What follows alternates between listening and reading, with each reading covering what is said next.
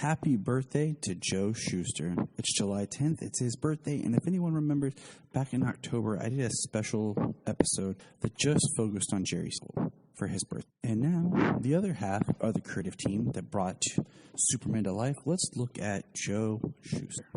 Now, the first thing I will say is that I always connect more with the writer on a personal level than the artist. And that's because I am a writer. I like to, and I draw worth anything to save my life. So it makes it always funny, you know, when I look at stories and I read comics, I always focus in on the words more than the art. I do appreciate the art and I look into it, but I'm always, what are they saying? What are the words saying? And then, of course, when there's panels that don't have any words in it, that's what they're saying, is what the action. And it is a story of beautiful friendship for Jerry and Joe. It's tragic, it's heartbreaking, and I think it's even more heartbreaking for Joe. Early last year, I read the book Superboys, the story of Jerry and Joe. And there's a documentary that I watched that was produced by AMC on a great short-lived series. It was Robert Kirkman Presents, like the secret origins of comics. And it was wonderful. The actors they got to play Siegel and Schuster, though, did not look like Siegel and Schuster at all. And it's just kind of funny because you look at the actors like, oh, and then you look at the real people like, whoa, like you couldn't have got anyone actually like those, but no, they didn't. But anyways, yeah, Robert Kirkman's Secret History, and the third episode that originally aired November 20th, 2017, The Trial of Superman. It is the series only lasted 6 episodes, and it's heartbreaking. It would have been great to continue, but I digress. Now, Jerry and Joe, best friends, met in high school in Cleveland, Ohio. And as I've stated several times on the podcast, pretty much I think every episode, I live in Ohio. About, was it 2018? Yeah, I can't believe it's been that long. That the Cleveland Library, because Jerry and Joe used to visit the library a lot, had a huge honorary display. It was called From Cleveland to Krypton. And I saw the desk and typewriter that Siegel worked with. They had some drawing. And it was really great because if you're in Cleveland, across from the library, you'll see the building that is like the original Daily Planet that inspired them for the Daily Planet or the Daily Star, depending on what you're looking at. And it just felt like you connected with them. So I'm going to get into Joe, and we'll talk about his art and him and his life. And I've attached some links in the show notes here. One is for a history on the art, a little bit about the style, and the other is his actual obituary. So, Joseph Schuster, born July 10th, 1914, died July 30th, 1990, was a Canadian-American comic book artist best known for co-creating the DC Comics character Superman with best friend Jerry Siegel and Action Comics #1. Cover date, June. And we know how it goes. Now, what's cool is my grandfather passed back in 18. And he was the first one who ever told me that Superman was created by 2 kids from Ohio. My grandfather liked to tell stories, and he was very much a storyteller. He never wrote anything that I'm aware of, but every time the memories I have of him is about, him to fun story. And I remember him telling me the story of the night, how he described it, the hot night in Ohio. They were running back and forth from each other's house, and they heard a train whistle, and that's what he faster than. That always stuck with me. And then as I got older and actually learning that they were from Ohio, and we lived in Ohio, and technically my dad's from Ohio, so my family pretty much is from Ohio. It was like, okay, cool. I immediately just kind of felt a connection from that point. So let's jump back, Joe. Enough about me. Schuster was involved in a number of legal battles over ownership of Superman. His comic book career after Superman was relatively unsuccessful, and by the mid-1970s, Schuster had left the field completely to partial blindness. Joe suffered eyesight his entire life. They talk about in many conversations. His glasses lean in close, was very, very close to the paper or whatever he was drawing on. He was very poor. He was poorer than the Siegel family. And his goal was that they could sell their can become cartoon artists and cartoonists in the newspaper, the dailies. And recently my wife purchased me the Superman dailies, which were the first volume from 1939 to 1942, which is so interesting because I did not realize that most of the art in the dailies eventually would be done by ghost artists. For the Schuster started his own studio and would have other artists come in and they would train in the style of Joe to help produce more Superman content, though a comic book and daily and Sunday news strips. Fascinating stuff. We don't hear about it as much because the dailies aren't what they used to be. This was, you think about newspapers, everybody read, they didn't have television. We had radio, we didn't have television. And if you were in the newspaper, that's where it was. And if you think about it, from a point, Joe wanted his art to be seen, Jerry wanted his words to be read, and in a point, they were both kind of Clark Kent. They were working. Schuster and Siegel were inducted into the Comic Book Entries Will Eisner Comic Book Hall of Fame in 92 and the Jack Kirby Hall of Fame in 93. I think it's a shame that it took them that long to be inducted into it. When you think about that, with the creation of Superman, the comic book industry changed and took off. The superhero was created, and they were at the forefront, and they are the forgotten godfathers of the comic book. Hello. this creation that these two best friends and boys made. Here we are 80-some years later, and I'm a person sitting here talking about it, making a podcast about something that is so personal that has endeavored and lived on. I don't think they could have fathomed what this character would become and what this character is.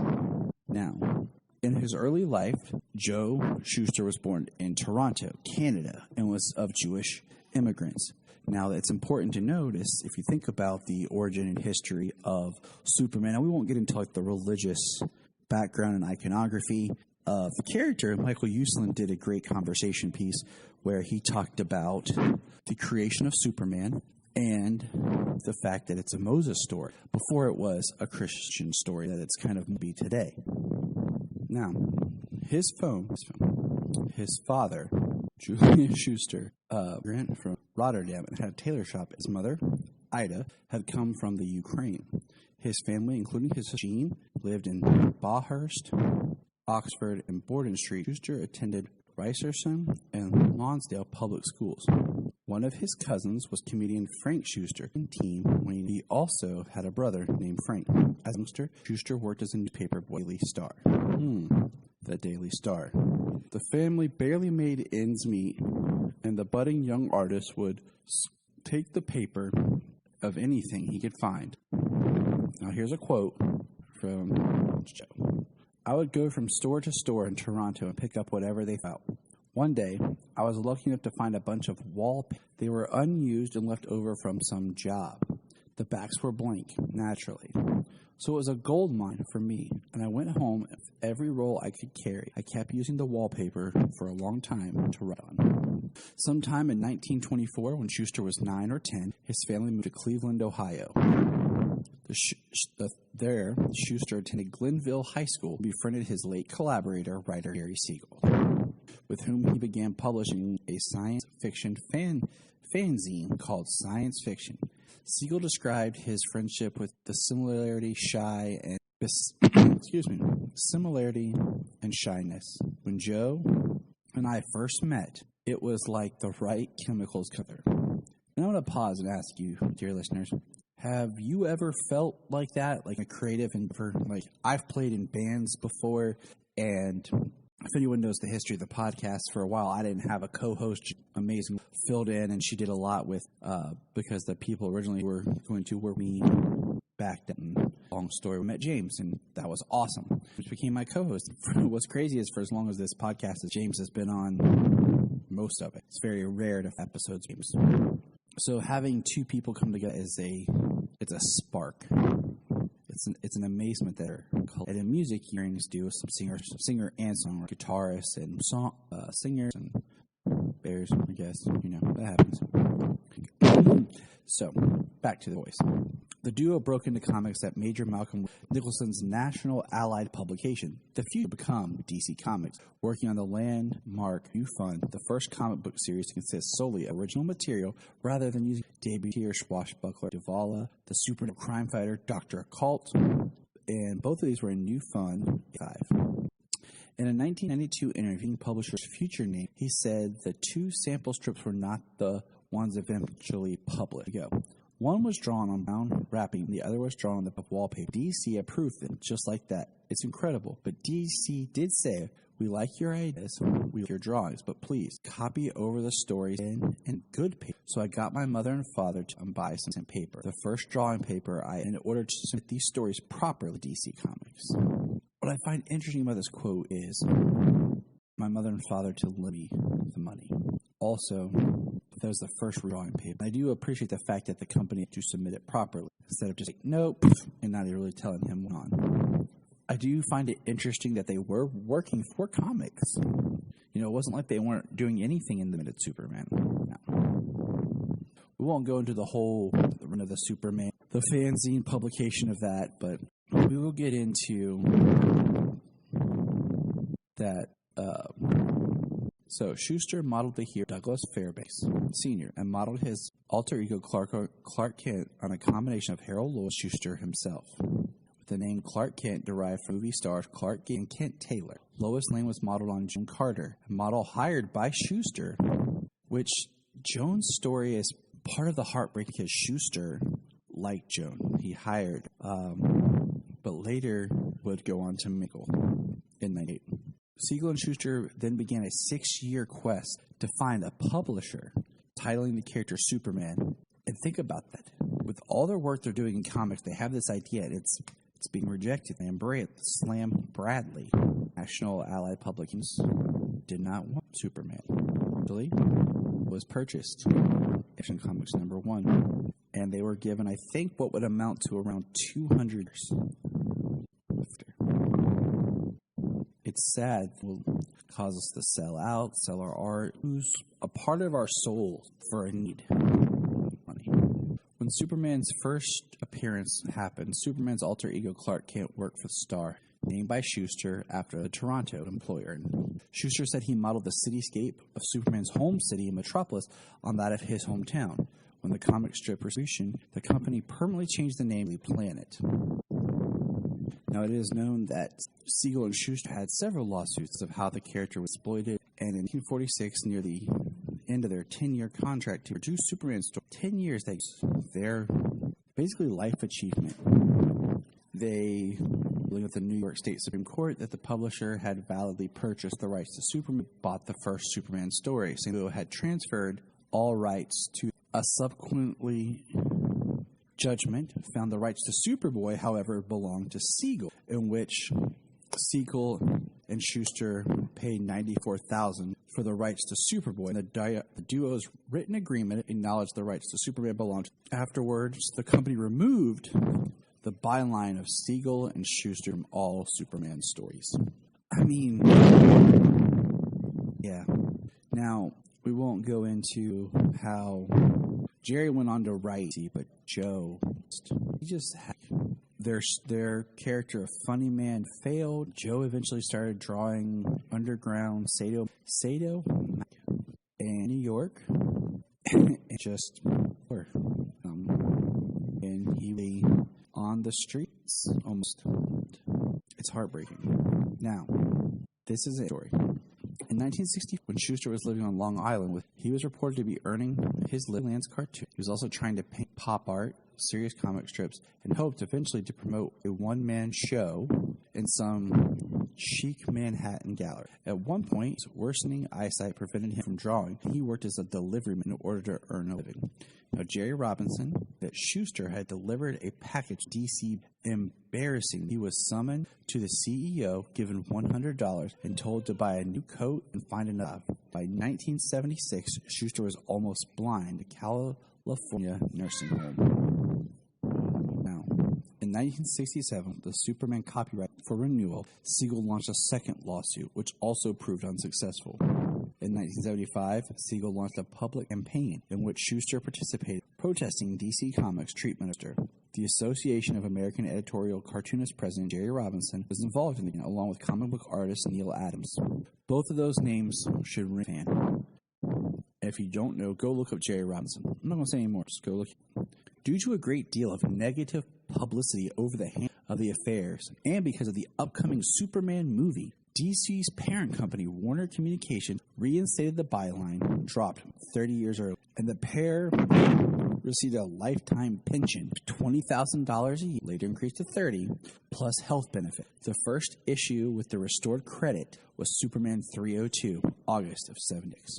Although Schuster was now supported by a lifetime stipend from DC Comics, the debt, and close to $20,000 by the time of his death. After he died, DC Comics agreed to pay of his unpaid debts in exchange for an agreement from his heirs to not challenge ownership of Superman. Now, the interesting part is Joe was never married, and I did some extra digging because I saw one place state he was. But from reading the book Superboy and just doing some extra research, he was never married. He had no children. He had nieces and nephews from his brothers and sisters, and that extended his family.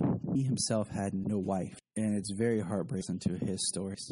Schuster died July 30th, 19 Los Angeles home of congestive heart failure and hypertension at 7 years old. In 1985, DC Comics honorees in the 50th anniversary of publication, 50 who made DC great. Of course he made. In Toronto, where Schuster was born, the street Joe Schuster is named. On September 10th, 2013, Dumb, a love letter to Cleveland mural were unveiled on the Orange Blossom Press building near the West Side Mall in homage to Schuster. A Moore Avenue in Cleveland's Glenville neighborhood was made. His art will forever inspire others. If you just look at what Joe created, a strong man, a very, I would say,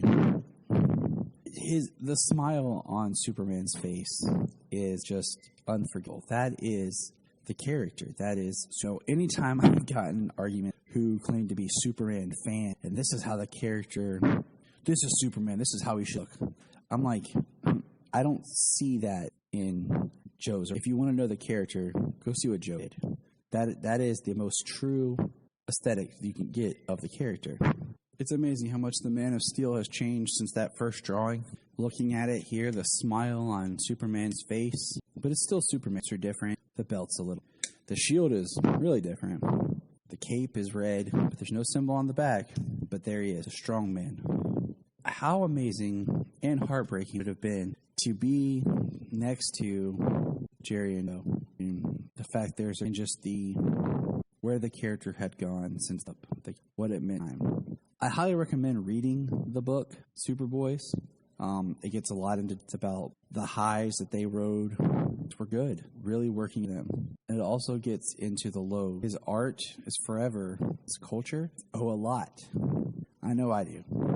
I wish I had the artistic knowledge, express more of the background or the skill to dive into that. I can say, for a kid who grew up and saw those to this day, so thank you, Joe, for everything you've done.